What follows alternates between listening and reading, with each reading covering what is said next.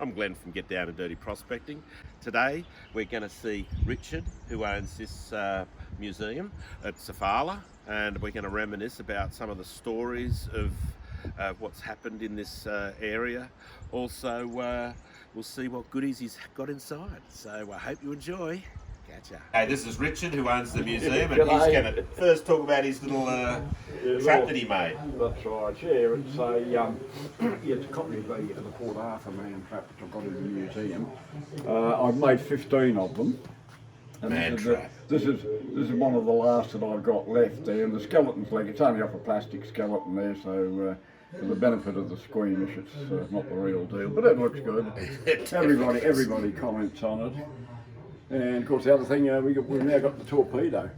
Yeah. Yeah, that was given to me by, I'm trying to think of his name there, bloke, auction house up in Melbourne there. Pat Slattery, yeah, so it's a hi Pat wherever you are. Oh, come on in, welcome to the museum. We open up the safes. They're good safes, I can tell you. Yeah. A lot of weight in those. Yeah, okay, all right. We're Australia's oldest surviving gold town, and normally the first thing people want to see is the gold, so there's all the gold. All of that gold came out of the Turon River. This particular gold was found back in the 1920s, so it's been in the area ever since. But the big nugget, that weighs 12 ounces, and that is now the largest piece of Turon River gold left in existence. And in amongst the coins there are 9 gold sovereigns that I found on stuck to the clay in the river when the 86 flood went down. Yeah. You know, that's the best day's panning or looking specking I've ever seen. Two and a quarter ounces of 22 carat gold, all with the Queen's head stamped on it. And lucky they didn't go back in the flood at 86. That's right, yes. All right, we'll move on to the next safe now. Amazing. That's luck, isn't it? That's what you get after floods. That's right. You don't look, you don't find. You don't look, you don't find. So put the key away. All right. Now, this safe's got all extraterrestrial material in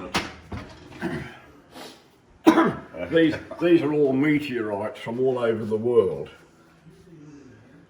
So that's a collection of meteorites, and to see a collection as good as this, you've got to go to the Australian Museum, basically, or another government museum. But what's in the case cost me more than the house, and I've got a couple of special ones here. There we are. This one here, that's a fragment of the moon, and the little one is a fragment of Mars. So in my hands, I'm holding a lump of the moon and a lump of Mars. And no, there are not little green men in it. That's pretty special. Yeah, so there we are. All right, so yeah, look, just general bits and pieces here, all sorts of odds and sods. Got these cast iron plates here. Everybody thinks they're for melting gold in, but hey, go in your wife's kitchen there when she's making muffins or making scones. Simple as that. Yeah. Gosh, there's So, yeah, heaps of little things. Just do a cruise of the case. Yeah. And then focus on the little skeleton man there, because that's a little bone sculpture made by my best friend's son, and that's a representation of me in a few years' time. God help me. Here we have the resident museum curator. This is Midnight the cat. Midnight is a dog cat, and he loves his daddy. And anywhere Daddy is, Midnight is. So he will accompany you. So anyway, back to the things. Got a collection of Spanish dolls in the Spanish national costumes that belong to my late mother. And it looks like the bull in the corner there has knocked over the bullfighter. So bull 1, bullfighter 0.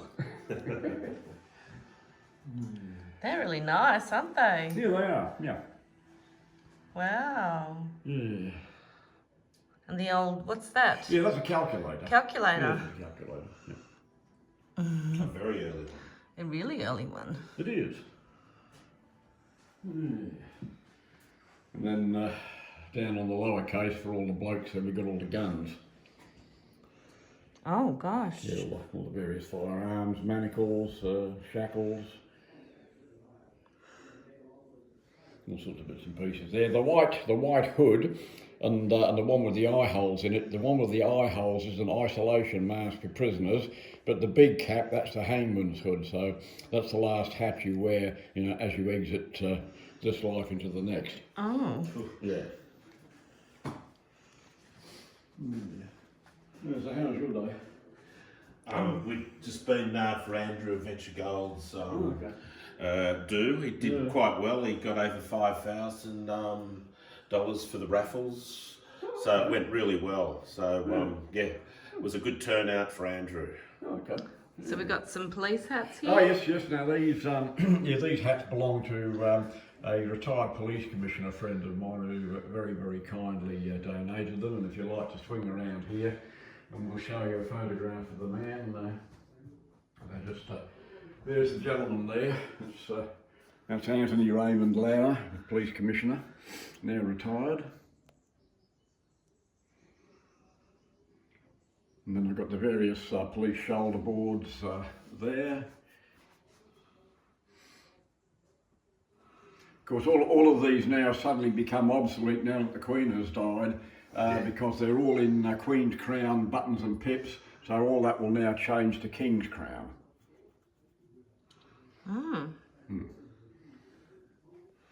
Yeah, more bits and pieces. There's some of my mum's trinkets. Oh, nice. Yeah. Yeah, and that's more of Anthony Lauer's police uniforms.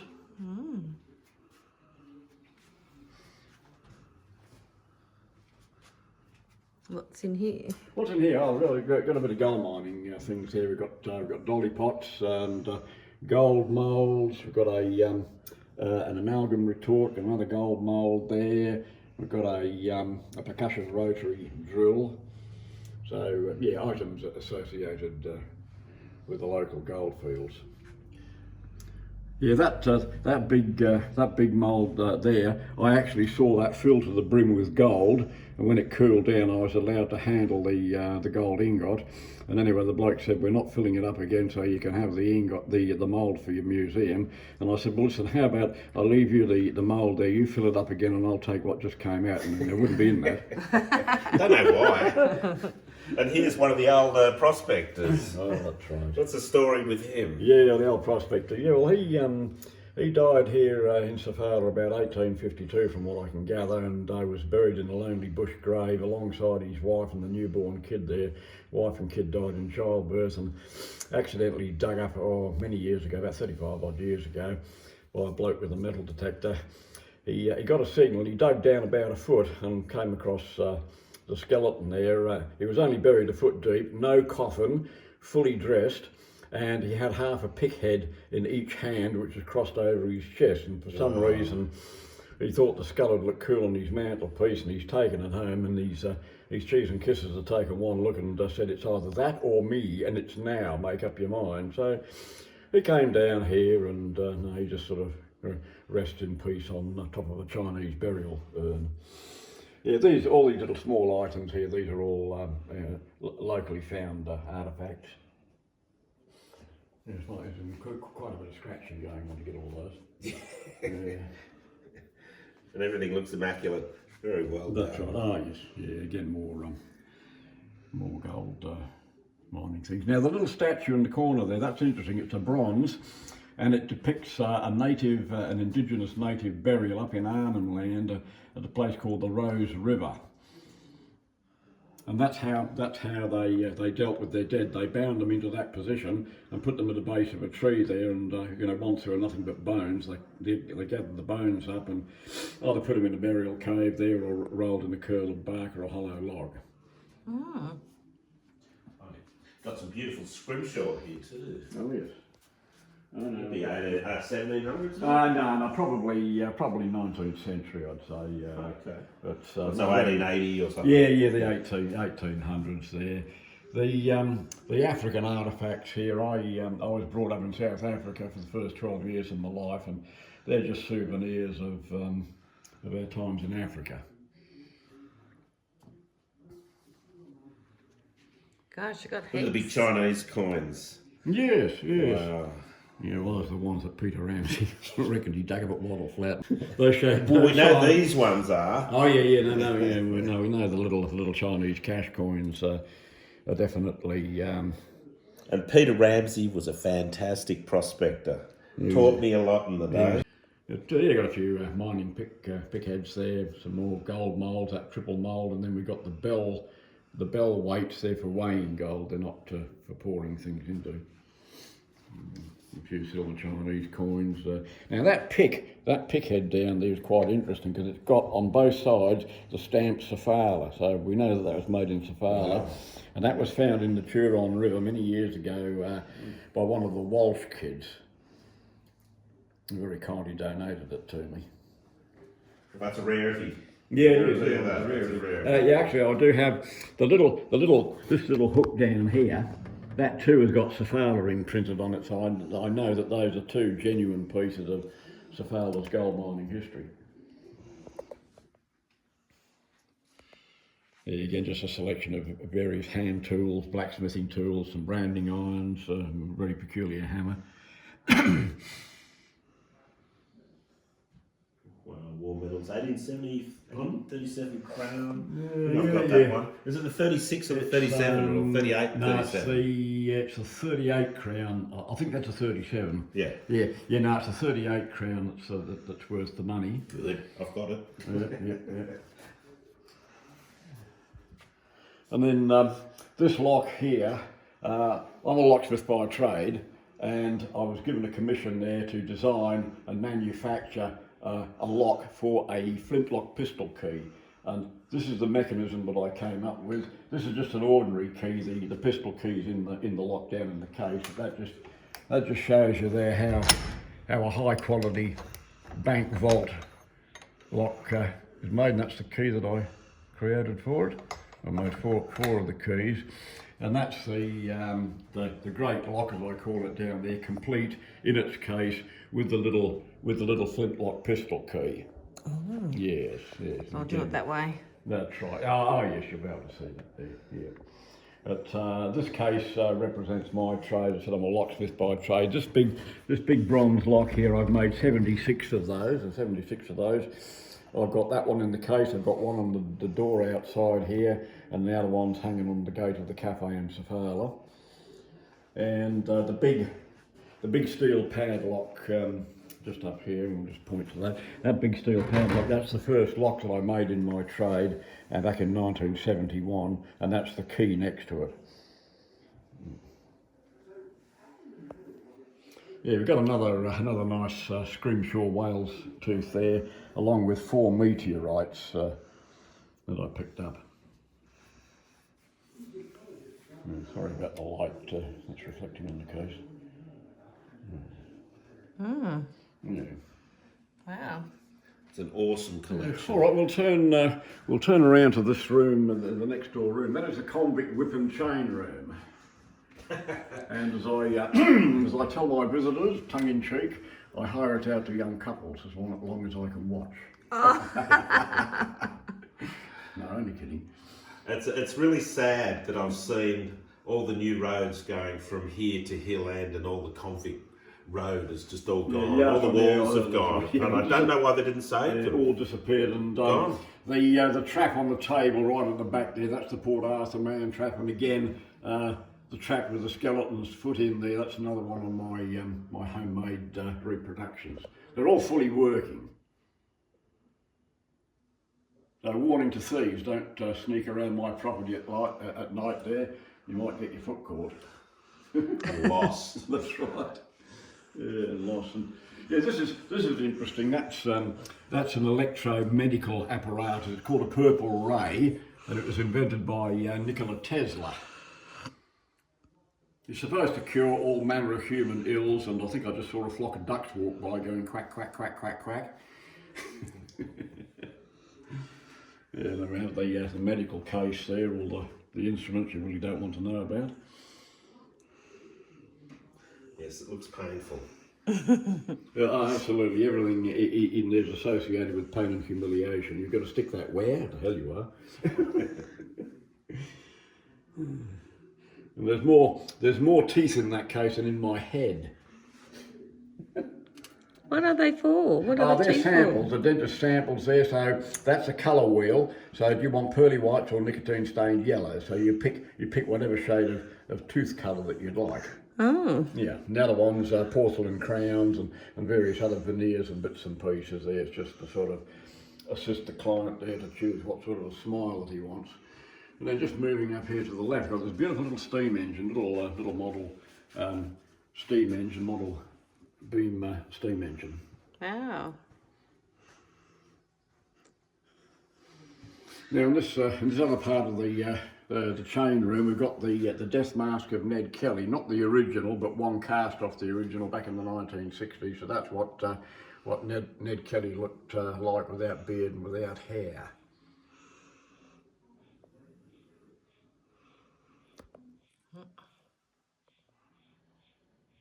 And old convict bricks down there, are Yeah, they? yeah. Actually, they only just came in the other day. Their friend of mine from Melbourne there brought them up and gave them to me. Yeah, they got different broad arrows stamped into them. Yeah, different broad arrows. And then up on the window there, the tools. We got punishment forks and ordinary three-tined forks there. If the convict was mucking up there, they give him a fork or some tools that were over twice the weight there to make him really, work for his food. Yeah, punishment tools. I suppose that's where you see the devil, and he's got that three-pronged. Oh, that's right. Yeah, that's right. Yeah, Neptune's trident, the three-pronged hull. And up on the wall here, these big pressure gauges. These came out of White Bay Power Station down in Sydney. About 25, maybe 30 years ago, I was allowed to wander through all the abandoned power stations on a take whatever you can use basis. Have a nice day and try not to kill yourself. Well, today you wouldn't get away with that stunt there. OH&S would be right on, right on your hammer. And then we've got here a very interesting. This is the largest key that I've got, and it's got engraved on it "Elephant Key." And the story that came with it, the guy said, Ricky said, what you do? He said, you go behind the elephant, you lift its tail, you stick it up to you-know-where and turn it, and it unlocks the trunk. So well, being a locksmith, I'll run with it. Yeah, I like that. So there you go. One thing I wanted to ask you, Richard, of the story of the third crossing, being a local historian, and when they made the first crossing. The third crossing? Yeah. When the crossing got washed away? Yeah, and after that when they were the rebuilding. Oh yeah, well that's right. Well, the third crossing on the Turon there, all the concrete got ripped up, and they had to get the council blokes in there with the bulldozers and everything else. And what they did, they cleaned away all the old concrete there, ripped it down to the bedrock, and you could see, once the water cleared, all the gold lying on the crevices. And there on the bank was a caravan with a mines department inspector in it, and he stayed there 24/7 to make sure that no one got in there and took any of the gold, because it's illegal to use powered machinery to get your gold. And as the bulldozers had ripped it up, it was deemed that was off limits. Yeah. The bloke's lucky to have got out there with his life. And I can tell you what, that's telling you that a lot of these roads are virgin ground that's underneath of them. Yeah, so yeah. It's very true of what Richard says. It's like my video that I've done. We'll just turn around here to this little bronze thing sitting on the ground with a big black ball in it. That is the Man mortar gun. That was the first cannon ever designed and built in Australia. They made 7 of them. They were cast, and they were made especially for the Maori Wars in New Zealand. You've got the ball there, that comes out. You put your powder in there, big wad, drop the ball in, light your fuse and stand back. Wow. So yeah, they made 7, 4 were sent to New Zealand, 3 remained in Australia. That is gun number 2, and I had a visitor here that saw that and he said, I've got gun number 1, and the third gun is in the I think it's the Victoria Barracks Museum down in Sydney. And then we've got another one. Now that's 1845 Queen Victoria, and that one there, the Cohorn mortar, is 1722, and that's George II. Same deal there. This has got a little bit of a barrel there. You put your exploding grenade in, like that's only plaster of Paris, but you drop that down there with a bit of powder. and away it goes. And the grenade fires high in the air, and it explodes, and then all the shrapnel comes down. Oh, Yeah, that's pretty cruel. yeah, absolutely. That's what war is. Yeah. That's what war is. Very cruel. Hey, all right. Well, that's really good, Richard. Yeah, Thanks for wonderful, showing thank us you. And giving you all this. This video will probably go right around the world for you. Oh, excellent. Yes, and apologies to the viewers for my ratty jumper. Today is only just a working day for me. That's pretty cool. That steam engine took you ages to build. Took apart and rebuild. Yeah, in your dreams. Is that the steam engine Yeah, there? that's a steam engine. Ah. That's a traction engine designed and made by a friend of mine and his apprentices. Like the bloke owns a boilermaker's workshop, and they're all steam enthusiasts. So they just thought, for the hell of it, to kill a bit of time, they would design their own unique tractor. And it is a very, very nice machine. And I actually had the pleasure of driving it up the main street of Oberon for one of the festivals there. Being accompanied by a licensed operator, because I'm not licensed.